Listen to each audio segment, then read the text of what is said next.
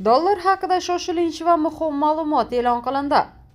O'zbekiston Respublikasi Markaziy banki xorijiy valyutalarning o'zbek so'mga nisbatan unga ko'ra dollarning rasmiy kursi 28,56 so'mga tushdi va 12.909,64 so'mni tashkil qildi. Yevro kursi ham 197,32 so'mga pastlab 14.908,05 so'm etib belgilandi. Rossiya rubli esa 0,24 so'mga ko'tarilib 159,75 so'mni tashkil etdi. Eslatib o'tamiz, Markaziy bank mazkur valyutalarni ushbu qiymatda sotish yoki sotib olish majburiyatini olmaydi. Dollar haqidagi va O'zbekistonda sodir bo'layotgan eng so'nggi va muhim ma'lumotlardan doimiy xabardor bo'lmoqchi bo'lsangiz, albatta kanalimizga obuna bo'ling va bizni kuzatishda davom eting.